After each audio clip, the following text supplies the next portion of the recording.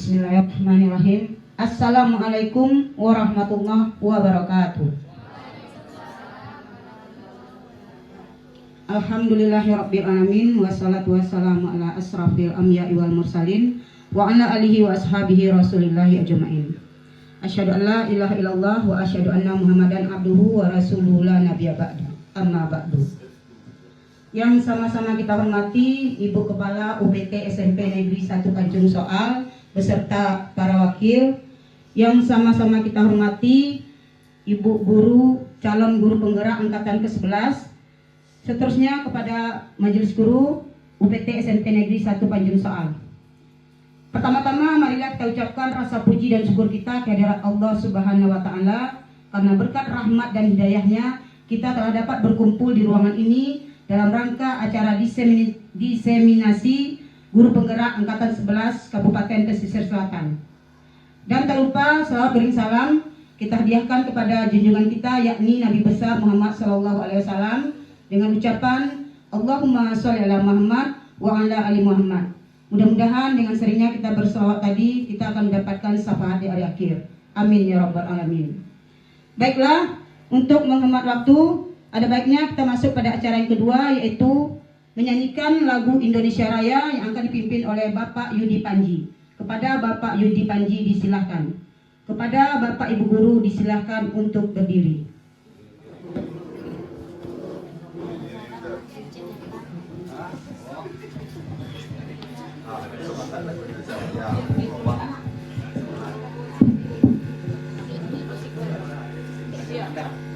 Pakai video, Pak. Musik. Indonesia tanah airku, tanahku tanahku, di sana aku berdiri jadi pandu ibuku. Indonesia kebangsaanku, bangsa dan tanah airku. Kita berseru, Indonesia bersatu. Hiduplah tanahku, hiduplah negeriku, bangsaku, rakyatku semuanya. Bangunlah jiwanya, bangunlah badannya untuk Indonesia Raya. Indonesia Raya, merdeka, merdeka, tanahku, negeriku yang ku cinta. Indonesia Raya, merdeka, merdeka, hiduplah Indonesia Raya. Indonesia Raya, merdeka, merdeka, tanahku, negeriku yang ku cinta. Indonesia Raya, merdeka, merdeka, hiduplah Indonesia Raya.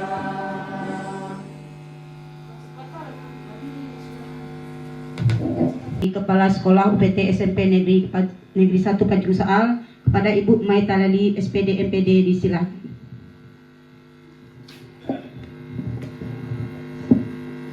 Bismillahirrahmanirrahim. Assalamualaikum warahmatullahi wabarakatuh. Pertama sekali, mari sama-sama kita panjatkan rasa puji dan syukur kita kepada Allah Subhanahu wa taala, yang mana atas limpahan rahmat serta karunia kita pada pagi menjelang siang ini masih diberi kesempatan untuk hadir bersama di sekolah yang kita cintai. Salawat beriring salam tidak lupa kita anjung tinggikan buat arwah Nabi besar kita, yakni Nabi Muhammad SAW. Allahumma shalli ala Muhammad. Yang sama-sama kita hormati Bapak Ibu Wakil Kepala Sekolah dari istimewa. Kenapa Bapak Ibu CGP guru penggerak itu melakukan suatu kegiatan yang mana ini merupakan program pemerintah yang harus kita ikuti dan melalui proses, dan untuk tujuannya adalah meningkatkan mutu pendidikan. Jadi Nanti Bapak Ibu silakan melihatnya, kita ikuti sama-sama. Dan kita berharap dengan adanya kegiatan ini ada termotivasi bagi kita semua untuk mengikuti seleksi CGP berikutnya. Karena apa Bapak Ibu, sekolah CGP guru penggerak itu ada batas waktunya. Nanti kalau Bapak Ibu ada kesempatan untuk ikut, silakan ikut, jangan menunda. Nanti bisa minta bimbingan kepada teman kita yang sudah mengikuti. Karena di sekolah kita ini merupakan angkatan ketiga, 3 kali yang sudah ikut. Jadi Bapak Ibu yang belum menjadi CGP itu akan lebih mudah bertanya. Dan apalagi hari ini sudah melihat mereka tampil, nanti akan termotivasi. Jadi mereka itu menjadi motivasi buat kita semua. Sehingga nanti seluruh guru di SMP 1 Panjung Soal ini menjadi guru penggerak. Iya Bapak Ibu? Siap Bapak Ibu? Alhamdulillah. Mungkin itu yang dapat kami sampaikan kepada pada kesempatan ini. Sehingga acara ini nanti mari sama-sama kita dukung dan kita ambil manfaatnya dan bisa kita implementasikan di dalam kelas. Disudahi taufiq hidayah. Assalamualaikum warahmatullahi wabarakatuh. Marilah kita masuk pada acara yang keempat, yaitu pembacaan doa yang akan disampaikan oleh Bapak Beni Hardi SPD. Kepada Bapak Beni Hardi SPD disilahkan.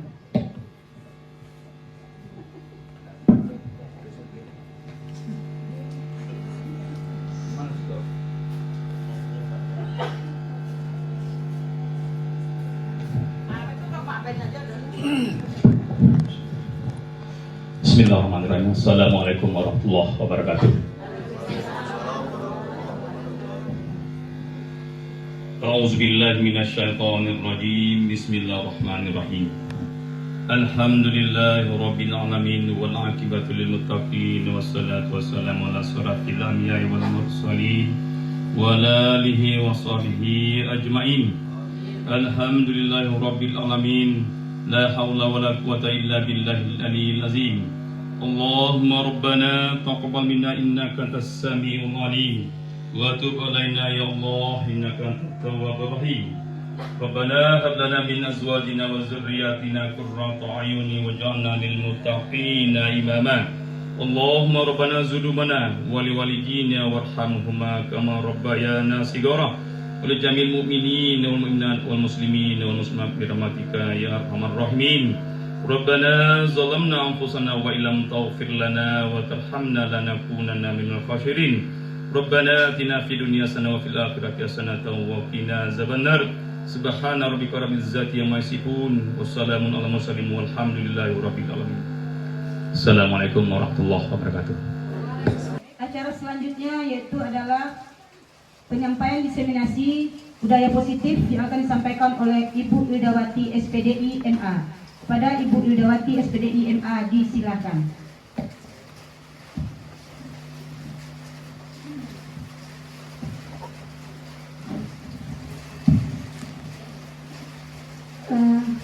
Bapak Ibu ngantuk. Iya. Baik Bu. Bismillahirrahmanirrahim. Assalamualaikum warahmatullahi wabarakatuh. Alhamdulillahirabbil alamin wa bihi nasta'in wa ala umuri dunya waddin. Wassalatu wassalamu ala asrofil anbiya'i wal mursalin wa ala alihi washabihi ajma'in. Puji syukur marilah sama-sama kita anjur tinggikan kepada Allah Subhanahu wa taala yang telah mencurahkan rahmat dan hidayahnya kepada kita, sehingga kita bisa berkumpul di ruangan majelis guru ini dalam rangka diseminasi budaya positif yang akan kami laksanakan sendiri sebagai CGP Angkatan 11 Kabupaten Pesisir Selatan. Kemudian salawat dan salam marilah sama-sama kita doakan kepada Allah semoga dicurahkan untuk Nabi besar kita, yakni Nabi Muhammad SAW. Yang sama-sama kami hormati Ibu Kepala Sekolah beserta Bapak Wakil, yang sama-sama kami hormati Bapak Ibu Majelis Guru beserta pegawai, dan yang sama-sama kami hormati rekan CGP Angkatan 11 yang alhamdulillah juga bersedia untuk menghadiri diseminasi kami pada sore hari ini. Baiklah, pada Bapak Ibu guru yang kami hormati, sedikit perkenalan terlebih dahulu kami sampaikan sebelum lanjut ke topik diseminasi kami pada siang hari ini. Yang pertama, boleh Bapak Ibu lihat di layar, itu yang pakai kacamata itu adalah ibu fasilitator kami, itu namanya Ibu Dr. Anda Desri Irianti MPD. Beliau ini adalah fasilitator hebat ya, yang luar biasa motivasi yang telah diberikan kepada kami. Kemudian yang kedua, pengajar praktek kami namanya Bu Asna SPD MM, juga pengajar praktek luar biasa yang memiliki prestasi yang tak kalah luar biasanya juga. Dan terakhir ini saya sendiri Elewati, semoga harapannya dari urutan yang ketiga tadi bisa juga nanti yang kesuksesan yang ke depan bisa terimbas ke belakang. Oke, yang nomor 3 ini Elewati, amin. Baiklah Bapak Ibu, itu sedikit perkenalan tentang fasilitas kami, juga Bapak juga Ibu pengajar praktek kami. Selanjutnya Bapak Ibu, tujuan diseminasi ini kami laksanakan adalah yang pertama, ini adalah sebagai bentuk tugas aksi nyata yang harus kami lakukan sebagai CGP Angkatan 11 untuk memenuhi aksi nyata modul 1.4. Yang kedua, penyebaran pemahaman budaya positif kepada seluruh warga sekolah. Tujuannya nanti agar kita sama-sama memiliki persepsi yang sama dalam menghadapi siswa-siswi kita di sekolah ini. Yang ketiga, mengajak warga sekolah untuk bersama-sama menerapkan budaya positif ini. Ini Bapak Ibu tujuan dari diseminasi ini. Kemudian, apa saja bentuk konsep budaya positif ini? Ada 8 Bapak Ibu. Yang pertama yaitu perubahan paradigma belajar, yang kedua disiplin positif, yang ketiga nilai-nilai kebajikan, yang keempat kebutuhan dasar manusia, yang kelima posisi kontrol guru, yang keenam keyakinan kelas, 7 motivasi perilaku manusia, dan terakhir segitiga restitusi. Nah, seperti apa penjelasan dari 8 konsep ini Bapak Ibu? Bisa kita lihat selanjutnya. Nah, yang pertama yaitu pembelajaran dengan paradigma baru. Kalau udah paradigma baru ini, kalau biasanya dalam konsep kepala kita berarti ini sesuatu yang belum ada sebenarnya. Sebenarnya ini sudah kita laksanakan Bapak Ibu. Cuman belum dilaksanakan secara teratur, belum dilaksanakan secara terstruktur gitu. Apa itu paradigma baru, pembelajaran paradigma baru?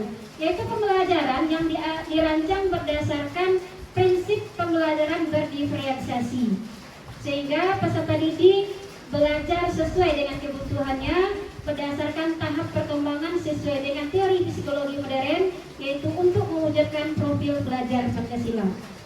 Kami yakin Bapak Ibu, yang namanya diferensiasi ini dari dulu sudah dilaksanakan, sudah ada, tapi belum terkotak-kotak. Inilah yang disebut dengan diferensiasi itu. Seperti inilah pelaksanaannya gitu. Baik Bapak Ibu. Nah, kalau untuk profil belajar Pancasila itu saya tahu oleh Bapak Ibu ada berapa jumlah profil Pancasila di Bapak Ibu? 6 ya? Oke, sepakat kita 6 karena memang seperti itu adanya.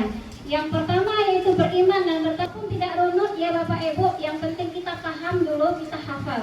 Dan inilah yang akan kita sebarkan kepada anak-anak kita nanti, yang insya Allah kita harapkan 6 profil belajar Pancasila ini bisa melekat dalam diri anak kita dan bisa mendarah daging dalam kehidupannya sehari-hari. Baik Bapak Ibu, lanjut. Nah, kemudian miskonsepsi tentang teori kontrol. Miskonsepsi ini mungkin Bapak Ibu udah paham ya. Artinya salah paham ya, itu yang disebut dengan miskonsepsi. Yang pertama itu sebuah ilusi bahwasanya guru itu sifatnya mengontrol murid. Nah, ini salah sebenarnya Bapak Ibu, salah paham kita bahwasanya guru itu tidak hanya sifatnya mengontrol. Ya. Yang kedua yaitu ilusi bahwa kritik bisa dan membuat rasa bersalah mampu menguatkan karakter. Kita sering mengatakan kepada anak rasa kekecewaan, misalnya kan rasanya kebutuhan kita ini berbeda, nggak sama. Ya, nah ini. Yang kedua itu semua orang melihat sesuatu itu dalam pandangan yang sama. Kalau dia dalam teori kontrol itu berbeda Bapak Ibu. Setiap orang cara pandangnya terhadap sesuatu itu berbeda. Mungkin ketika kita tampilkan sebuah benda, Pak Yudi yang guru seni akan melihatnya dengan cara pandang yang lain dengan seni pula. Saya yang guru PAI melihatnya dari segi agama pula gitu. Dan Bu Nila yang guru IPA tentu melihatnya dari segi cara pandang IPA. Seperti itu juga anak kita Bapak Ibu. Anak kita itu memiliki kecenderungan masing-masing. Ketika kita menyampaikan sesuatu, mereka memiliki cara pandang tersendiri. Dan inilah yang akan kita tuntun dan kita olah menjadi lebih baik Bapak Ibu. Kemudian perilaku buruk dilihat sebagai suatu kesalahan. Itu adalah cara pandang kita sebelumnya. Nah, yang seharusnya seperti apa Bapak Ibu? Semua perilaku itu memiliki tujuan. Anak ketika melakukan kesalahan pasti ada sebabnya, pasti ada tujuannya. Kita pun ketika melakukan sesuatu pasti ada tujuannya. Sama dengan anak kita juga seperti itu. Kemudian orang lain bisa mengontrol saya. Itu dulu. Nah, teori kontrolnya seperti apa? Hanya Anda yang bisa mengontrol diri Anda. Kalau tidak ada keinginan dari diri kita, percayalah Bapak Ibu, seperti apapun teorinya, seperti apapun nasihatnya, kalau hati kita membantu, maka tidak akan pernah bisa berubah menjadi lebih baik. Kemudian, saya bisa mengontrol orang lain. Nah, dalam teori kontrolnya, Anda tidak bisa mengontrol lain sama seperti tadi. Kita nggak bisa mengontrol lain dan kita tidak bisa memaksa orang lain. Kemudian, pemaksaan ada pada saat bujukan gagal. Artinya, sudah kita bujuk anak, enggak, yuk bisa lihat, dipaksa.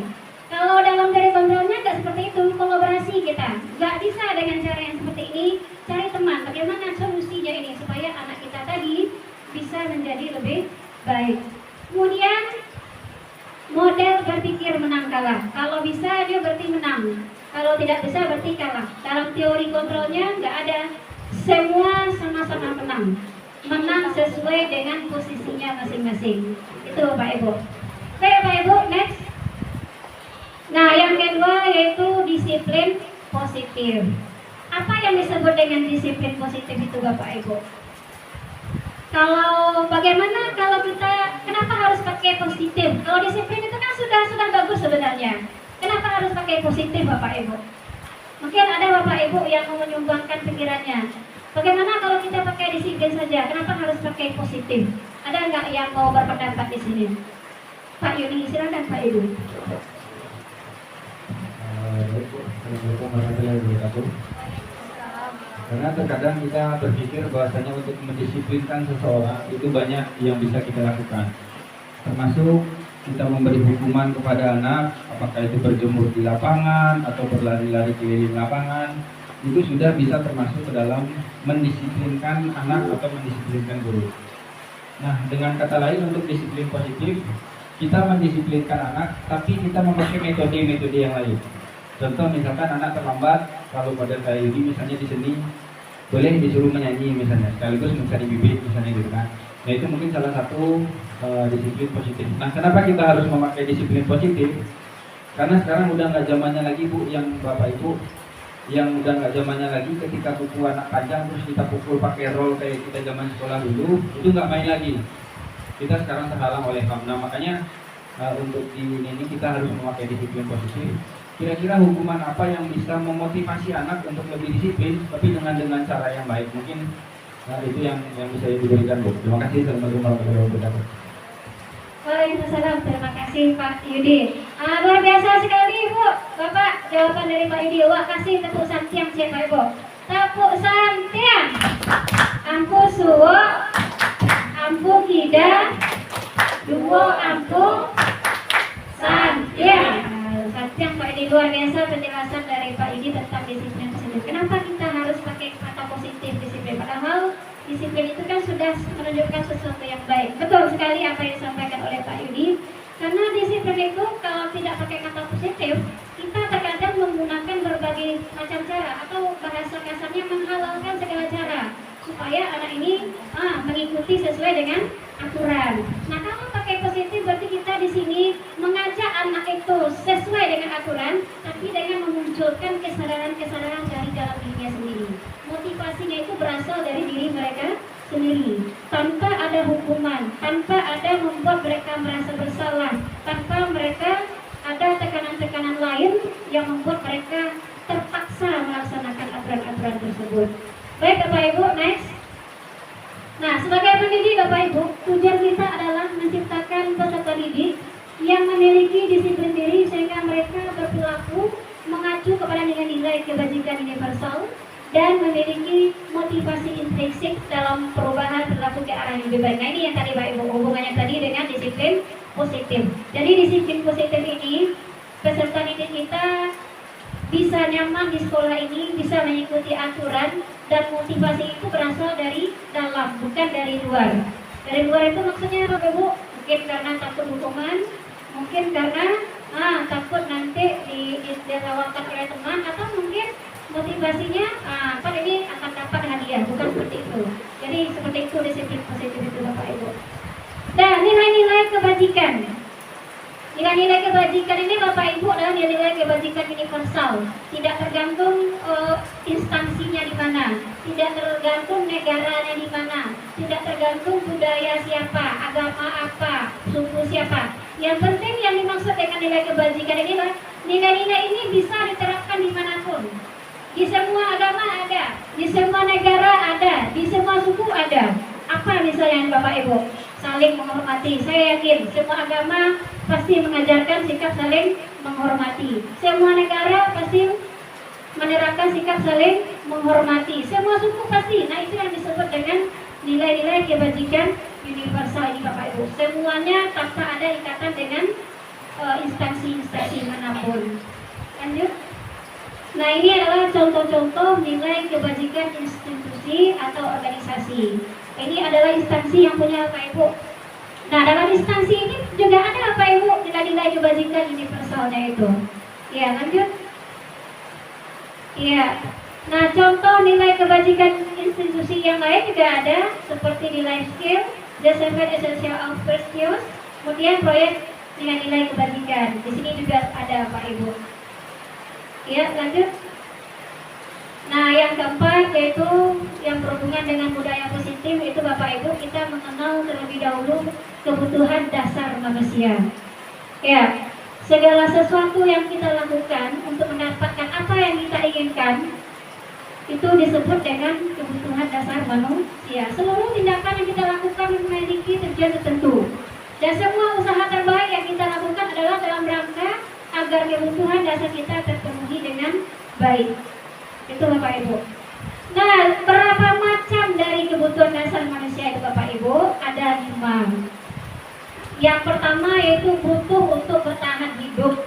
Kalau untuk bertahan hidup itu Bapak Ibu, kalau lapar berarti butuh makan. Kalau haus berarti butuh minum. Agar bisa tinggal nyaman di sebuah tempat, maka kita butuh rumah. Itu disebut dengan kebutuhan untuk bertahan hidup. Kalau tidak ada awak makan, tidak ada awak minum, berarti kita nggak bisa hidup Bapak Ibu. Yang kedua, kebutuhan kasih sayang dan rasa diterima. Ini kebutuhan koneksi, hubungan antara kolega, hubungan antara sesama teman. Kemudian yang ketiga, penguasaan, artinya butuh diakui, dihormati dia. Kalau kita contohkan mungkin anak kita di kelas, ada anak yang kan kemampuan mereka itu kan masing-masing berbeda. Pintar mereka itu berbeda-beda. Kalau selama ini kita mungkin hanya memuji anak yang pintar matematika saja. Mungkin kita hanya memuji anak yang pintar bahasa Inggris saja. Kita lupa ada anak ini yang punya bakat lain yang mereka pintar di bidangnya juga. Apa misalnya? Mungkin mereka pintar dalam bidang menggambar. Ini perlu juga kita apresiasi Bapak Ibu, untuk membuat mereka merasa diakui di kelas tersebut. Kemudian yaitu kebutuhan untuk kebebasan. Ada mandiri, otonom, memiliki pilihan. Artinya kalau dalam belajar, kalau biasanya kita hanya menggunakan satu metode saja dengan ceramah saja gitu, kan anak ini bosan. Karena anak ini juga cara belajarnya juga berbeda-beda. Kadang ada yang memang suka dia audio, suka dia dengar ceramah Bapak Ibu. Bagi anak yang kinestetik nggak bisa seperti itu Bapak Ibu. Dia harus bergerak, ya kan? Kalau anak yang visual, mereka harus ada yang mereka lihat, harus ada yang mereka pertontonkan. Nah, inilah yang harus kita kenali dari kebutuhan hidup untuk kebebasan ini. Kemudian kesenangan. Nah, dalam belajar itu juga kita butuh suasana yang agak cair sedikit gitu. Dengan kita belajar saja, tugas saja, latihan saja. Harus ada, kalau kita sering sebut sekarang disebut dengan ice breaking gitu. Biar anak tidak jenuh. Atau mungkin kita baca anak bermain di luar juga bisa Bapak Ibu. Nah kemudian apa tujuan kita untuk memahami 5 kebutuhan dasar ini Bapak Ibu? Tujuannya nanti adalah ketika kita tahu kebutuhan anak, ketika anak sedang melakukan sesuatu, berarti kita, berarti anak ini butuh bebas sekarang ya, yuk kita ajak keluar. Berarti anak ini sedang dalam murung berdiam diri saja, nggak mau bergabung dengan teman-temannya.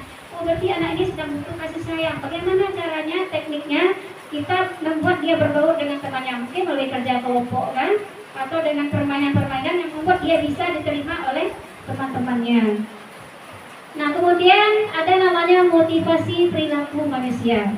Menurut Kamus KBBI, motivasi perilaku manusia adalah dorongan yang timbul dari diri seseorang secara sadar atau tidak sadar untuk melakukan suatu tindakan dengan tujuan tertentu. Next, Bu Nina. Nah, motivasi itu sendiri ada 2 Bapak Ibu. Yang pertama disebut dengan motivasi ekstrinsik dan yang kedua yaitu motivasi intrinsik. Kalau ekstrinsik berarti berasal dari luar diri mereka. Kalau intrinsik berarti berasal dari dalam diri. Apa contohnya yang berasal dari ekstrinsik itu? Mungkin takut dengan hukuman, takut dengan ketidaknyamanan. Nah, misalnya apa? Kita datang ke sekolah, datang tepat waktu. Kenapa? Nanti kalau saya datang terlambat, ditegur oleh kepala sekolah. Itu faktor ekstrinsik namanya Bapak Ibu. Artinya itu nggak muncul dari diri kita. Nah, yang kedua untuk mendapatkan penghargaan. Ini juga dari faktor luar, bukan dari diri kita. Kenapa aku datang sekolah cepat sekali? Kan baru jam 9.07. Kami di sekolah ada penilaian. Siapa guru yang paling datang paling cepat, dikasih baju oleh kepala sekolah setiap akhir tahun misalnya. Itu juga faktor ekstrinsik, bukan dari dalam. Nah, yang dari dalam itu seperti apa Bapak Ibu? Muncul untuk menghargai diri sendiri. Memang kita datang cepat melakukan tugas itu bukan karena siapa-siapa. Karena kita merasa ini adalah kewajiban kita, ini tanggung jawab kita, dan kita harus melaksanakannya dengan tanggung jawab. Itu yang disebut dengan motivasi intrinsik tersebut. Ya, kemudian ada lagi panik Bapak Ibu, bosan. Iya, kita ice breaking sebentar. Nanti jangan sampai kata Bu Il tadi supaya udah bosan nanti permainan. Itu udah permainan dari tadi. Iya Bapak Ibu. Iya, kalau permainannya nanti aja lah, kita ice breaking saja dulu untuk mengagetkan mata kita yang mulai mengantuk. Mungkin sudah biasa ya Pak Ibu ya, tepuk pagi 1 kali tepuk, selamat pagi 1 kali tepuk, selamat siang 2 kali tepuk, selamat sore 3 kali tepuk, selamat malam 0. Oke Bapak Ibu, siap ya Bapak Ibu ya? Selamat pagi, selamat siang, selamat sore, selamat malam. Selamat sore, selamat pagi, selamat siang, selamat pagi, selamat malam. Alhamdulillah masih ada yang kurang konsentrasi. Baik, terima kasih ya Pak Ibu. Sedikit ice breakingnya ya. Mudah-mudahan sedikit untuk menghilangkan rasa lelahnya. Baik Bapak Ibu, kami lanjutkan. Ya. Kemudian ada sebuah teori hukuman, konsekuensi, dan restitusi. Ini berbeda atau sama kira-kira ini Bapak Ibu? Jelas berbeda ya Bapak Ibu ya. Di mana letak perbedaannya bisa kita lihat Bapak Ibu. Kalau hukuman itu sifatnya secara tiba-tiba, tidak ada rencana sebelumnya. Ya, kemudian murid tidak tahu apa yang akan dilakukan dan tidak pernah dilibatkan dalam menetapkan hukuman.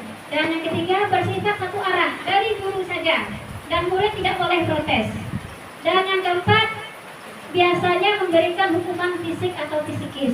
Apa contohnya kira-kira Bapak Ibu? Datang anak kita terlambat ke sekolah, langsung bilang lagi anak, sini nak, kamu terlambat. Nah, anak kita memberikan alasan, Pak, kamu tadi terlambat gara-gara ban motor orang tua saya bocor. Oh nggak tahu saya, nggak peduli, pokoknya kamu terlambat. Sekarang kamu push up. Itu namanya hukuman Bapak Ibu.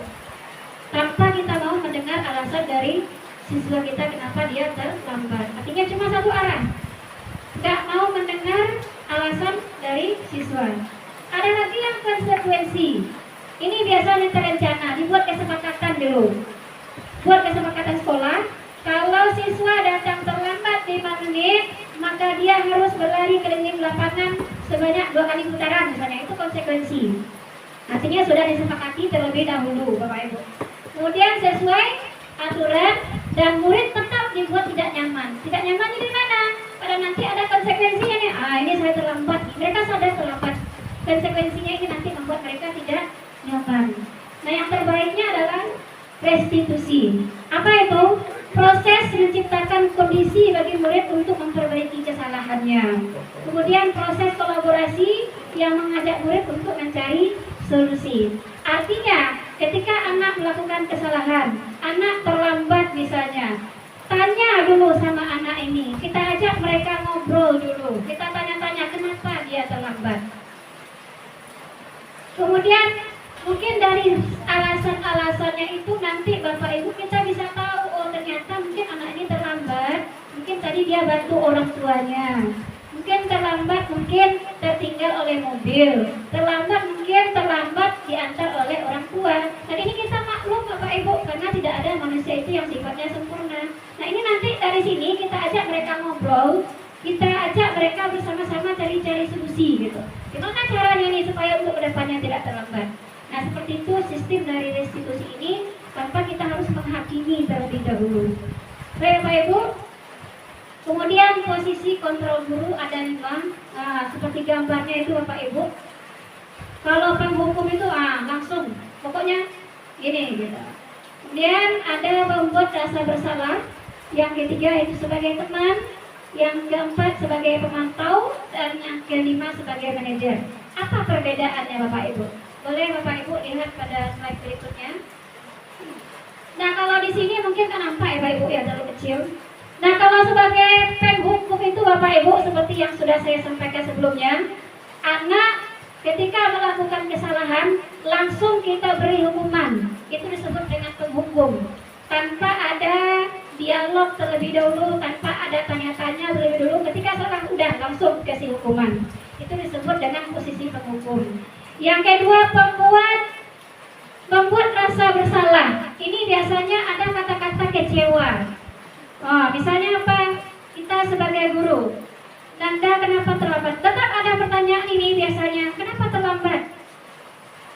Iya, nanti anak akan menjawab, iya, kamu tahu tidak, gara-gara kamu datang terlambat, saya akan dimarahi oleh kepala sekolah. Ini rasa kekecewaan. Ibu kecewa sekali sama kamu, karena apa? Gara-gara kamu terlambat, ibu yang akan dimarahi. Ini namanya pembuat rasa bersalah. Artinya, ada kata-kata di sana, gara-gara dia berbuat salah, kita yang disalahkan, gitu. Itu pembuat rasa bersalah. Kemudian ada posisi sebagai teman. Ini temannya ini sering menyelamatkan Bapak Ibu. Anak ditanya, tapi ujung-ujungnya nanti ya udah, nanti biar ibu yang atur. Ini teman biasanya, nggak boleh Bapak Ibu. Kalau kita posisikan diri kita sebagai teman, anak kita tidak akan ada perubahan. Yang namanya nanti kesalahan itu akan terus berulang. Nah, nanti aman itu akan dibantu oleh sama Bu Il. Aman nanti absen saya itu dibantu oleh sama Bu Ana, misalnya seperti itu. Itu biasanya sebagai teman. Kemudian yang keempat sebagai posisi pemantau. Ini selalu kita kait-kaitkan dengan aturan-aturan sekolah. Datang anak terlambat gitu kan. Kamu tahu tidak aturan yang mana yang kamu langgar ini? Iya Bu, datang terlambat. Nah kalau datang terlambat bagaimana konsekuensinya? Langsung kita sebut konsekuensinya apa tanpa kita beri mereka kesempatan untuk bisa menemukan solusinya sendiri. Itu disebut dengan pemantau. Nah yang terakhir disebut sebagai manajer. Ini yang terbaik Pak Ibu. Kita ajak anak berdialog, kita tanya kenapa terlambat, kita cari kebutuhannya apa, dan nanti solusinya biar mereka sendiri yang menentukan, bukan dari diri kita. Paling kita hanya nanti sebagai pembimbing mereka untuk mencari solusi tersebut. Baik Bapak Ibu. Nah, mungkin untuk lebih jelasnya Bapak Ibu tentang 5 posisi kontrol tersebut, bisa kita simak video berikut ini.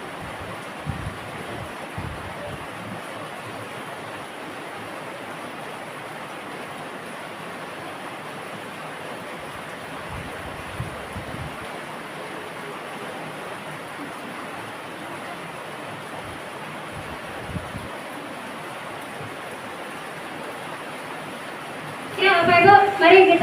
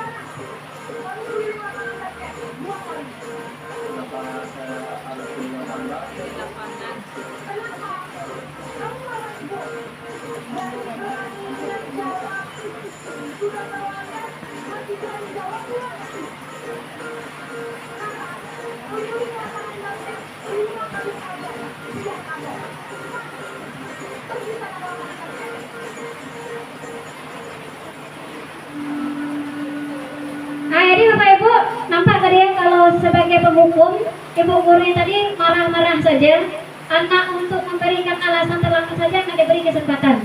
Bahkan anak yang mau bertanya kenapa dihukum pun apa jawabannya? Maaf kamu ya. Artinya memang pada posisi penghukum Bapak Ibu, anak tidak diberi kesempatan sama sekali untuk menjelaskan, anak tidak diberi kesempatan sama sekali untuk membela dirinya gitu.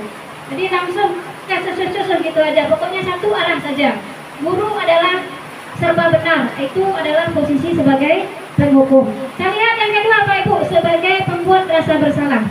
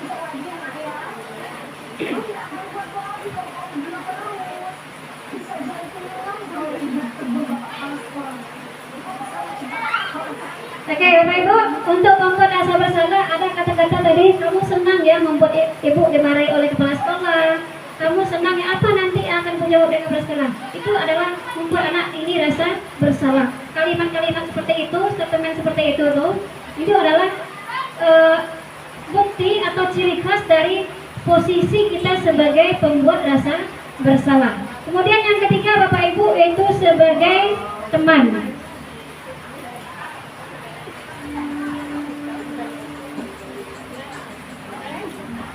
Nah, sebagai teman ini lain pula Bapak Ibu. Nah, anak sering diselamatkan dengan caranya sendiri. Iya.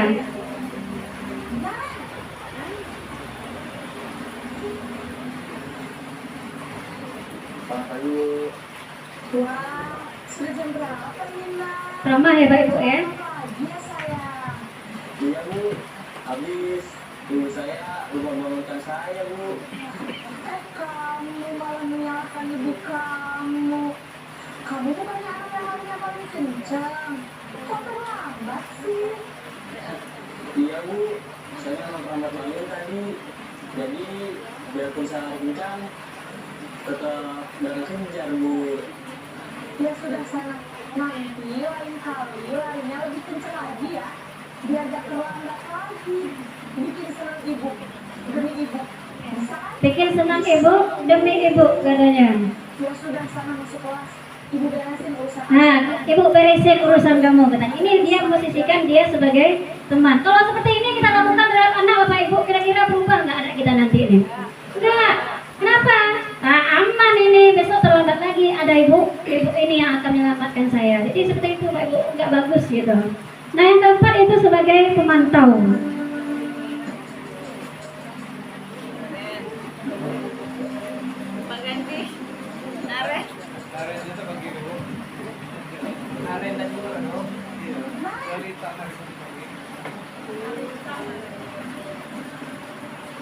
Selamat pagi, Bu. Naren, apa peraturan sekolah? Ya, langsung menanyakan peraturan sekolah. Ini sebagai pemantau, langsung ke aturan-aturan. Harus di sekolah jam 7, Bu. Iya betul, sekarang sudah jam 7.20. Konsekuensinya apa? Ya, aturannya seperti ini, konsekuensinya seperti ini. Jadi pantauan itu berdasarkan aturan-aturan. Istirahat selama 20 menit. Iya benar, konsekuensinya demikian. Jadi nanti jam 9.30 pas istirahat, kamu harus tinggal di kelas, kerjakan tugas tambahan Iya. yang ketinggalan kamu, ya. Baik, Bu. Oke Pak Ibu, itu adalah sebagai pemantau di mana kita sebagai guru selalu menghubungkan kesalahan anak itu dengan aturan-aturan dan langsung kita berikan konsekuensinya. Itu sebagai pemantau tanpa ada kita munculkan dari anak ini terlebih dahulu motivasi dalam dirinya untuk memperbaiki kesalahan. Terakhir Bapak Ibu, posisi manajer, mudah-mudahan kita bisa seperti ini.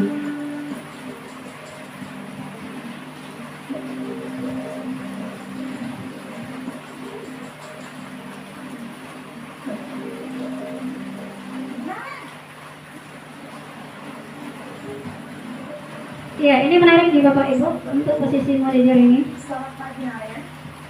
Maaf, Bu. Ekspresi wajahnya Pak Ibu, Iya, tanpa sebagai teman, tanpa sebagai penghukum. sekarang sudah jam 7.20.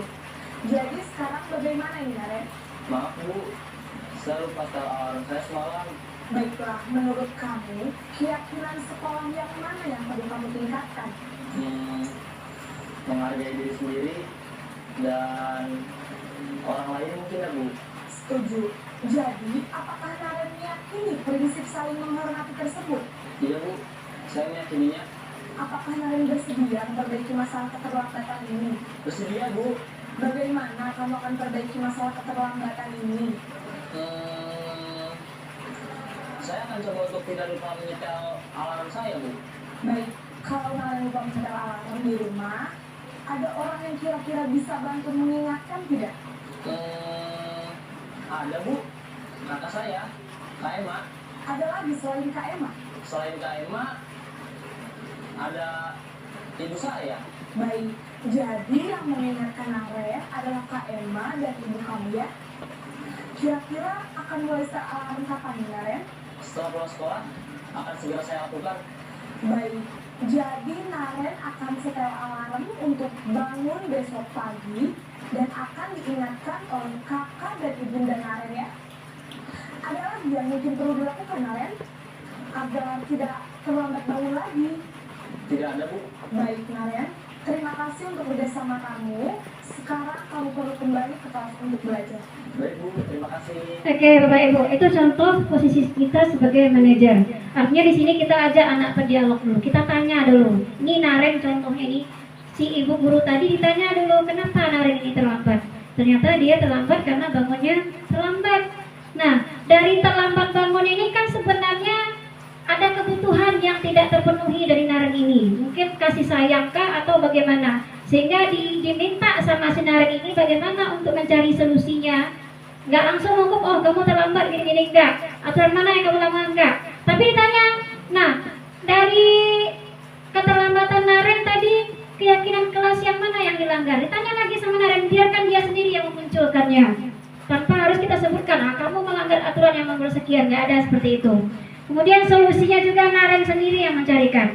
Di sini tujuannya Bapak Ibu untuk menumbuhkan kesadaran intrinsik dari peserta didik tadi tanpa ada tekanan-tekanan atau reward atau punishment dari sekolah atau guru.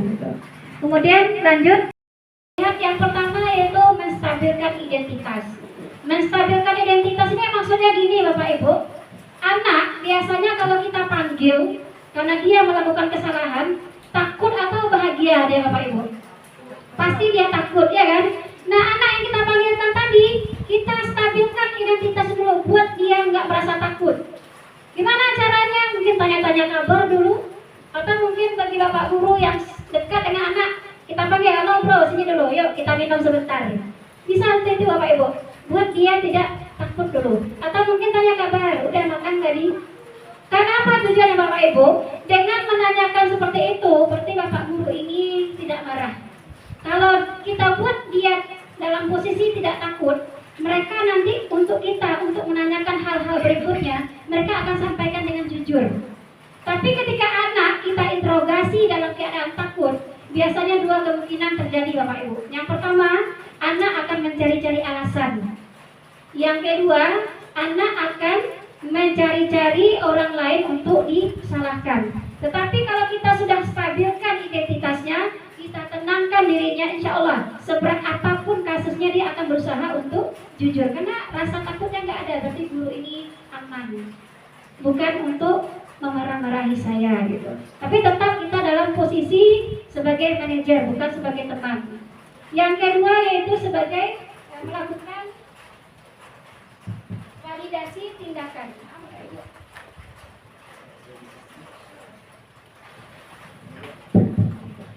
Yang kedua itu validasi tindakan yang salah. Nah, tujuan dari validasi tindakan ini Bapak Ibu, kita ingin mengetahui apa alasan anak ini melakukan kesalahan. Dari pertanyaan-pertanyaan itu nanti kita akan tahu ada kebutuhan-kebutuhan yang tidak terpenuhi dari anak ini.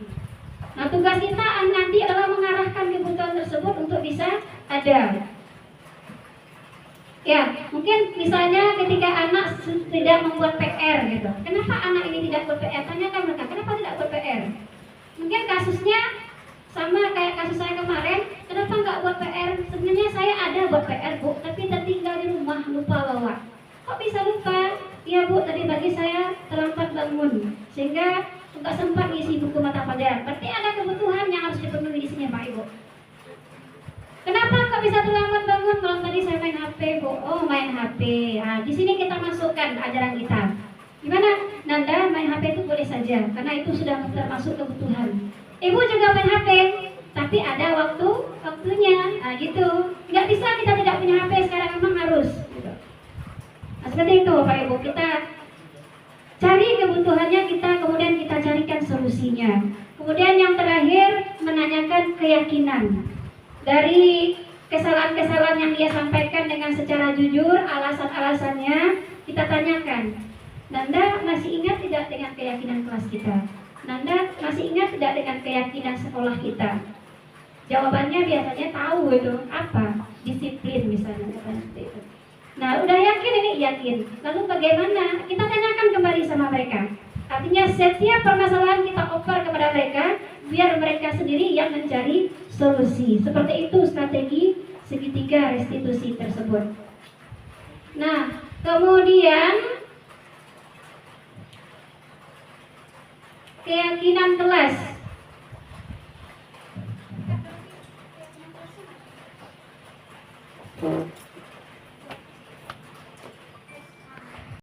Ya, baik Bapak Ibu guru yang kami hormati, kalau tidak ada pertanyaan, ice breaking juga nih.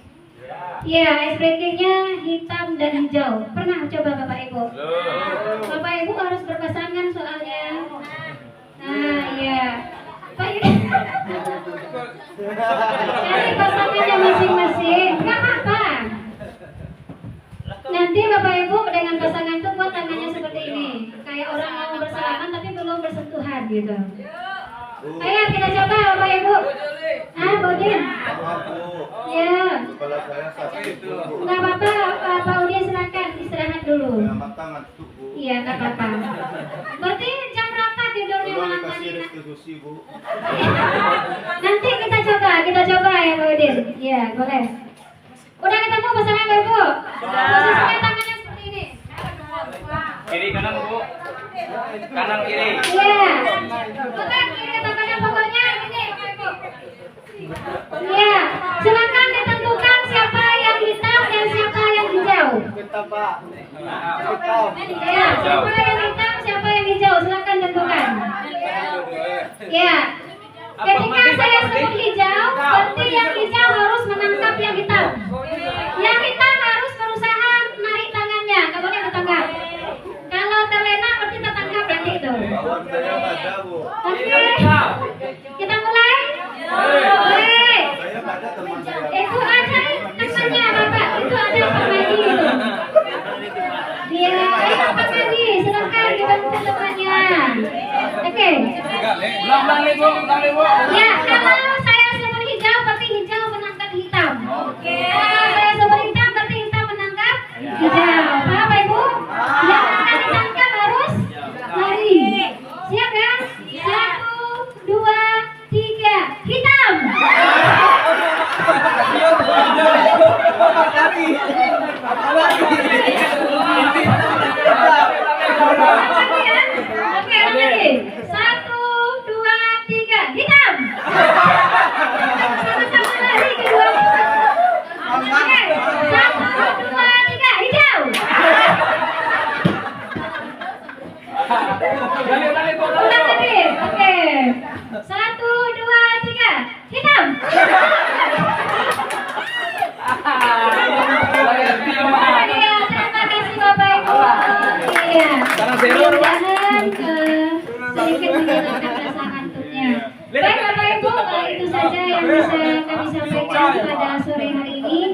Terima kasih banyak atas perhatian dan waktunya. Saya akhiri dengan wassalamualaikum warahmatullahi wabarakatuh.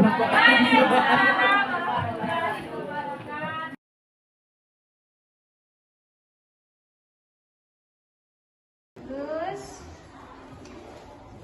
lihat lagi, bersikap jujur terhadap apapun, ya bagus. Bersikap jujur. Lihat, bagus nih banyak-banyak. Bayar uang kas tepat waktu. Wah, ini penting ini nak. Bayar uang kas tepat waktu. Melaksanakan piket kelas. Melaksanakan piket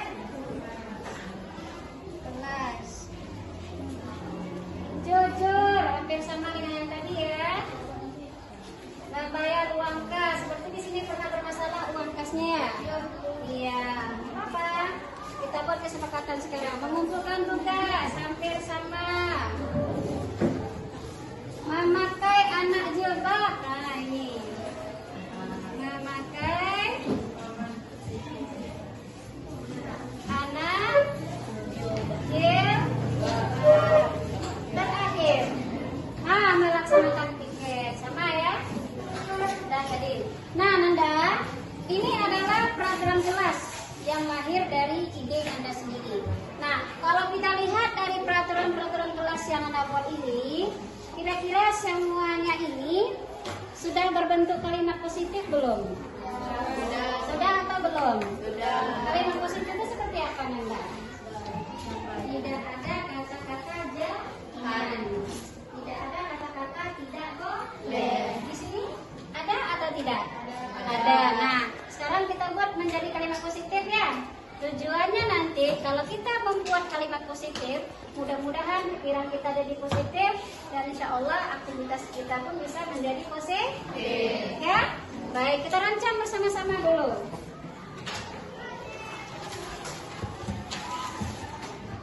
Edit, tolong bantu Ibu Edit. Ada ini Edit.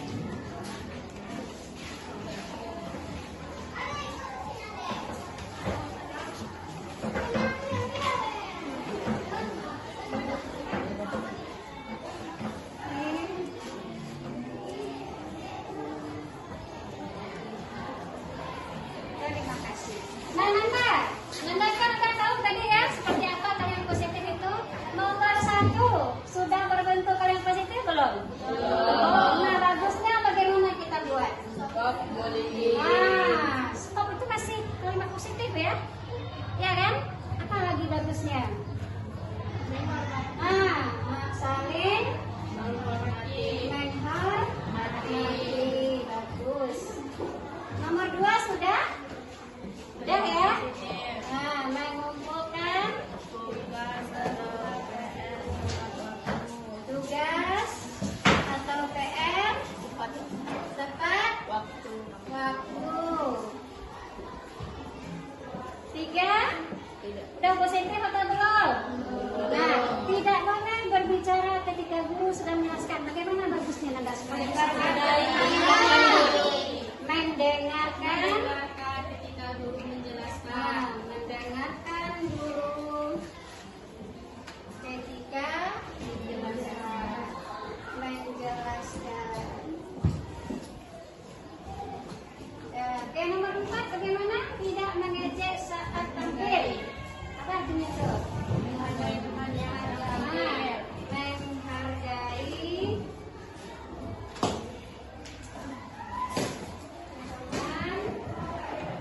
saat tampil. Bagus. Nomor 5 sudah atau belum? Sudah. Oke, berarti bersikap jujur. Nanda, ini kalimat positif dari peraturan kelas kita sudah ya. Nah, sekarang dari kalimat-kalimat positif ini kita akan ambil nilai apa yang ada dari peraturan kelas kita ini yang nantinya itulah yang akan kita jadikan sebagai keyakinan kelas kita. Nah, Nah, kita lihat yang pertama. Nomor 1, saling menghormati. Bila apa di sana ya? Tetap ini berarti ya, saling menghormati.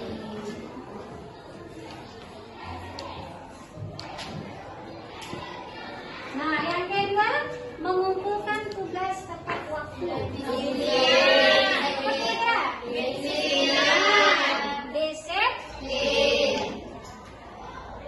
Kedisiplinan atau disiplin. Oke, bagus. Nomor 3, mendengarkan guru ketika menjelaskan. Saling menghormati ya, sudah ya. Oke. Kemudian menghargai teman saat tampil. Saling menghormati. Yang kelima, bersikap jujur. Apa namanya itu, nilai apa di situ? Nilai jujur. Yang keempat, bayar uang kas tepat waktu. Tanggung jawab. Oke, tanggung jawab. Masih ada lagi kira-kira? Melaksanakan piket kelas. Tanggung jawab. Oke. Memakai anak jilbab. Tanggung jawab. Bisa nggak dimasukkan ke disiplin? Bisa. Nah, baik Anda, dari peraturan kelas yang kita buat bersama tadi, inilah keyakinan kelas yang akan kita sepakati dan yang akan kita jalani bersama-sama nanti selama kita belajar di kelas. Paham sampai di sini? Paham. Selanjutnya, oke. Bagusan tadi apa dia? Masih ada Anda? Oke.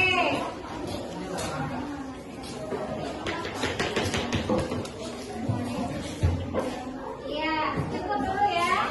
Nah, ini adalah sikap tampak seperti saling menghormati. Yang pertama berarti menyapa guru saat berarti kalau tidak tampak seperti berarti siapa dia? Nah, tidak menyapa guru. Kalau di sini menghormati orang yang lebih dewasa. Oke, berarti kalau tidak tampak sepertinya tidak menghormati. Tidak mengolok-olok teman. Berarti di sini mengolok-olok teman. Bagus. Ini saling menghormati. Sekarang disiplin.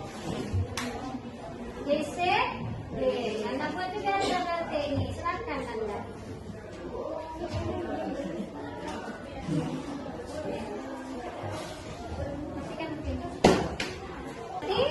Siapa dia? Nah, tidak menyapa guru. Kalau di sini menghormati orang yang lebih dewasa.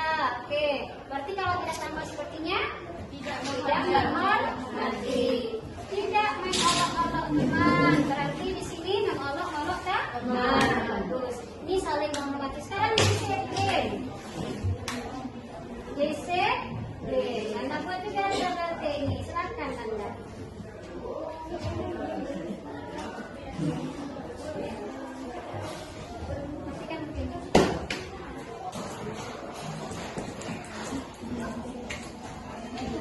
Silakan. Ya, tampak sepertinya seperti apa, tidak tampaknya seperti apa. Ya.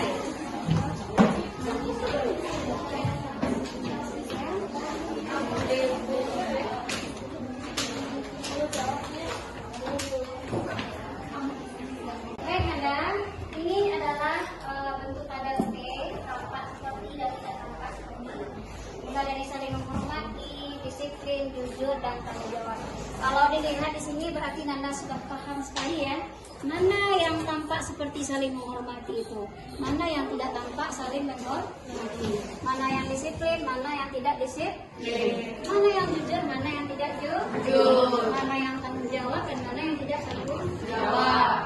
Sampai sini Nanda paham? Sekarang yang terakhir namanya tabel Y. Selain Edwin, siapa lagi yang mau bantu Ibu? Siapa? Kayla? Silakan Kayla, pulang sebentar Kayla.